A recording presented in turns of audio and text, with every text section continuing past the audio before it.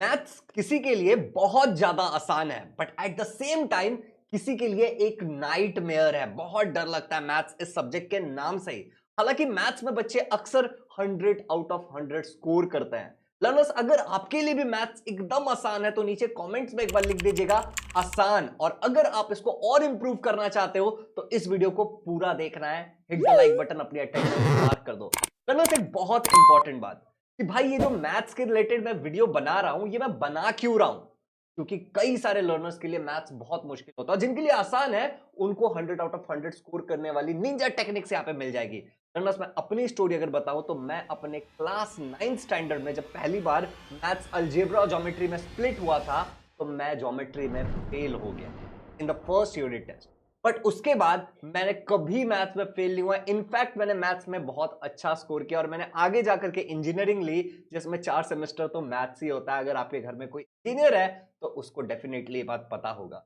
Learners, इसके अलावा आज के डेट में मैं एमएससी मैथमेटिक्स कर रहा हूं, मतलब अपनी पोस्ट ग्रेजुएशन कर रहा हूं मैथ्स में, और हमेशा मेरे पास मैथ्स ये सब्जेक्ट रहा है। तो कैसे पढ़ते हैं मैथ्स को, और जो मैं बोल रहा हूं इस बात का क्या कोई प्रूफ है, तो मैं आपको अपने क्लास 10th और 12th का मार्कशीट यहां पे दिखा रहा हूं, जिसमें अगर आप देखोगे तो आपको दिख रहा होगा कि मैथ्स इस सब्जेक्ट में मुझे 92 मार्क्स है, which is highest in all the subject.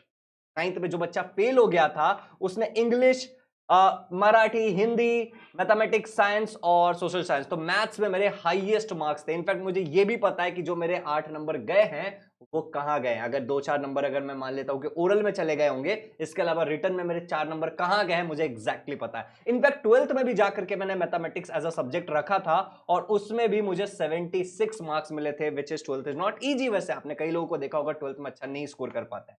तो भाई सब मैथ्स को एक्चुअली इंप्रूव करते कैसे, पढ़ते कैसे, इस बात को बोलने के लिए मैं 100% एक सही आदमी हूं और आपको ये वीडियो पूरा देखना है। मैं हमेशा से ये जानना चाहता हूं कि जो मेरे लर्नर्स हैं वो एक्चुअली महाराष्ट्र के किस डिस्ट्रिक्ट में रहते हैं या फिर किस पार्ट में रहते हैं। तो अपना नाम और साथ ही साथ आप कहां से बिलोंग करते हो प्लीज नीचे कमेंट्स में लिखना, जैसे देख के मुझे बहुत अच्छा लगता है।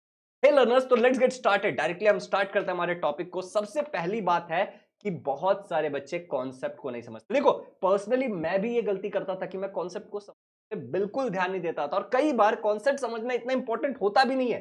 अगर पूरे मैथ्स को तुम पढ़ रहे हो तो तुम हर जगह पे कॉन्सेप्ट को समझते नहीं बैठ सकते हो, लेकिन कुछ कुछ जगह पे कॉन्सेप्ट समझना जरूरी है। अब प्रश्न तो यह है कि भाई साहब ये कॉन्सेप्ट होता क्या है मैथमेटिक्स में। तो मैं आपको एक सिंपल सा क्वेश्चन पूछता हूं, ए प्लस बी होल स्क्वायर क्या होता है? अगर आपको जवाब पता है तो नीचे कमेंट्स में लिख देना, और अगर आपको नहीं, एटलीस्ट ये लिख दो कि हाँ पता है, और अगर आपको नहीं पता तो कोई बात नहीं। अब मान लो कि अगर आपको जवाब पता है और अगर आपने भी लिखा है और आपको अगर जवाब यही पता है, लेट्स सी, थोड़ा सा 1 सेकंड का टाइम लेते हैं और इसको समझने की कोशिश करते हैं। A plus B whole square होता है A square plus 2ab plus B. अब मेरा सिंपल सा प्रश्न है, एलएचएस इक्वल टू आरएचएस क्यों है? अगर तुम्हें यह बात पता है तो नीचे चैट में लिखो, कमेंट्स में लिखो पता है, और नहीं पता है तो लिखो नहीं पता। अब यहीं पे तो कॉन्सेप्ट आ गया, एक सिंपल फॉर्मूला जो शायद आपको पता था, सभी लोगों को पता था, उनको इसके पीछे का जो कहानी है वो शायद नहीं पता। तो मैं आपको बताता हूं इसके पीछे का कॉन्सेप्ट क्या है। अगर मैं आपसे पूछता हूं ए स्क्वायर क्या होता है तो तुम फट से बोल दोगे सर ए इंटू ए। मैं तुम्हें कहूंगा बी स्क्वायर क्या होता है तो तुम बोल दोगे सर बी स्क्वायर होता है B into B. Similarly A plus B whole square क्या होगा, तो अब शायद तुम बोल पाओगे A plus B multiply by A plus B. और अब मैं क्या करूंगा, बस मुझे इस ब्रैकेट्स को ओपन करना है, ए को लेना है, फिर ए प्लस बी लिख देना है, फिर प्लस बी को लिखना और फिर ए प्लस बी लिख देना, और जब मैं इसको सॉल्व करूंगा तो मेरा एलएचएस। अब ये कितना सिंपल कॉन्सेप्ट था तुम ही मुझे बताओ। It is a very simple concept, but yet अगर हमें नहीं आता है, दैट ओनली मीन्स कि हम कभी हमने कॉन्सेप्ट पे, तो जहां जहां पे हो सकता है तुम्हें लगे कि यार ये चीज ना बड़ा कॉमन लग रहा है, बार बार आ रहा है, वहां पे कॉन्सेप्ट को समझ करना, इट इज वेरी इंपॉर्टेंट। चलिए, तो पहली बात हो गई कॉन्सेप्ट पढ़ना। दूसरा है कि हमारे बुक में सॉल्व्ड एग्जांपल होता है जिसे देख करके हमें मेथड सीखना, और लर्नर्स जो होते हैं, जो बच्चे होते हैं, वो अक्सर सबसे ज्यादा इग्नोर करते हैं सॉल्व्ड एग्जांपल को। देखो, सॉल्व्ड एग्जांपल इग्नोर करने वाली बात नहीं होती है। आपको क्या करना होता है कि जब आप कोई कॉन्सेप्ट सीख लेते हो, फॉर एग्जांपल आपने सीखा लीनियर इक्वेशन को सॉल्व करना इन टू वेरिएबल्स, साइमल्टेनियस इक्वेशन को आपने सॉल्व करना सीखा अलग अलग मेथड से। अब आपको उसके जो भी सॉल्व्ड एग्जांपल है उसको आपको ट्राई करना और देखना है कि जो प्रश्न था उस पे यही चीज आखिर अप्लाई हुआ क्यों है। जब आप ऐसा करते हो तो आप एक्सरसाइज, प्रैक्टिस सेट या जो भी आपके बुक में है उसको करने के लिए रेडी हो जाते हो। तो सॉल्व्ड एग्जांपल को समझ करके सॉल्व करो और एक्सरसाइज को बिना देखे, कहीं से बिना कोई डाइजेस्ट ट्राई करके देखो, ये बहुत हेल्प करेगा तुम्हारी। नेक्स्ट मेरा जो निंजा टेक्निक है, टिप है, वो है एक्सरसाइज प्रॉब्लम। अब देखो एक्सरसाइज प्रॉब्लम्स को ना खुद से ट्राई करना चाहिए। मैं मानता हूं कि देखो जब तुम खुद से ट्राई करोगे तो पॉसिबिलिटी क्या क्या है, एक तो तुम्हारा एकदम सही हो जाएगा, दूसरी पॉसिबिलिटी ये है कि तुम्हारा गलत हो जाएगा। इट्स ओके अगर तुम्हारा गलत हो जाता है तो तुम अपनी गलतियां करो और उसको फिर देख के सही करो। बट बच्चे इसको सॉल्व कैसे करते हैं, सॉल्व एग्जांपल को, कि बच्चे अक्सर जाते हैं और वो डाइजेस्ट वगैरह खोल लेते हैं या फिर उनके टीचर्स ने जो पढ़ाया उसको, जो उन्होंने नोट किया था उसको देख करके वापस लिख देते हैं। इसको कॉपी पेस्ट कहते हैं, इसको सॉल्व करना नहीं कहता। अब आपकी बुक में एक्सरसाइज की जगह प्रैक्टिस सेट हो सकता है, प्रॉब्लम सेट हो सकता है, कुछ भी हो सकता है, बट आपको ये खुद ट्राई करना है अगर आपका मैथ। हे लर्नर्स, अगले टिप पे चलते हैं। ये बहुत इंपॉर्टेंट है वैसे, कि खुद से ट्राई करना है, गलतियां करनी है, फिर सही करना है देख करके। देख करके डायरेक्ट नहीं कर लेना, उससे आपको एक सीडो हैप्पीनेस मिलेगी कि यार तुमको तो सब कुछ आता है, बट बाय द वे तुम्हें नहीं आता है, एग्जाम में जाके टाइम फेस हो जाएगी। और ये सब चीजें अगर तुम फॉलो करते हो तो तुमको 100 आउट ऑफ 100 स्कोर करने से कोई नहीं रोक सकता, तुम खुद को भी नहीं रोक पाओ। नेक्स्ट है previous year question, topic wise खत्म करो। जैसे देखो, अब मान लो कि तुमने कॉन्सेप्ट को सीख लिया है, ठीक है, कॉन्सेप्ट के बाद तुमने सॉल्व एग्जांपल भी कर डाला और तुमने प्रैक्टिस सेट एक्सरसाइज जो भी है वो भी कर लिया। अब एग्जैक्टली तुम्हें एग्जाम पॉइंट ऑफ व्यू से रेडी होना है, क्योंकि तुम्हें अगर 100 आउट ऑफ 100 स्कोर करना है तो तुम वो 100 आउट ऑफ 100 स्कोर कर कहां रहे हो, एग्जैक्टली तुम उसको करने वाले हो अपने एग्जाम में। तो तुम्हें उस पर्टिकुलर चीज का प्रीवियस ईयर क्वेश्चन देख, अब यहां पे प्रीवियस ईयर क्वेश्चन से रिलेटेड आपको टॉपिक वाइज इसको खत्म करने की कोशिश करनी है। फॉर एग्जांपल जैसे, या फिर एटलीस्ट चैप्टर वाइज। जैसे मान लो कि आपने क्वाड्रेटिक इक्वेशन नाम का या फिर रियल नंबर नाम का एक चैप्टर कंप्लीट किया है, तो अब उसके प्रीवियस ईयर क्वेश्चन खत्म। तो अगर तुम्हें कक्षा 9वीं के स्टूडेंट हो तो तुम्हें कुछ नहीं करना, तुम्हें जाना है अपने स्कूल में सब्जेक्ट टीचर के पास, उनको बोलना है कि मैम पिछले 2-3 साल में जो भी पेपर्स आपने लिए हैं यूनिट टेस्ट का या मुझे आप प्लीज दे दीजिए, उसका मैं प्रिंट ले लूंगा और मैं आपको वो पेपर वापस कर दूंगा। Teacher will help. लेकिन अगर तुम एक 10th स्टैंडर्ड के बच्चे हो तो तुम्हारे लिए तो प्रीवियस ईयर क्वेश्चन मतलब संजीवनी बूटी का काम करेगी। तो इसको तुम्हें कैसे करना है कि तुम्हें जाना है ओसवाल के वेबसाइट के ऊपर, जो कि तुम्हें मैं यहां दिखा रहा हूं। इस वेबसाइट पे जैसे तुम जाओगे, just give me minute, okay, तो जैसे तुम जाओगे तो यहाँ पे सेमी इंग्लिश और इंग्लिश मीडियम के अलग अलग बुक्स हैं। आप SJ10 ये कूपन कोड यूज करोगे तो 10% ऑफ भी मिल जाएगा। आप इनके वेबसाइट से ले सकते हो। आप इस सेम चीज बुक को जाकर के Amazon से ले सकते हैं या फिर अपने नियरेस्ट बुक स्टोर में भी पूछ, ठीक है, वहां पे भी आपको अच्छे डिस्काउंट मिल सकते हैं। लर्नर्स, अब बहुत इंपॉर्टेंट बात, इस बुक के अंदर अगर तुम देखोगे तो तुम्हारे 5 साल के सॉल्व्ड पेपर प्रेजेंट है। क्वेश्चन 5 साल के सॉल्व्ड फॉर्मेट में है और साथ ही साथ तुम्हें इसमें सैंपल पेपर्स भी मिल रहा है प्रैक्टिस।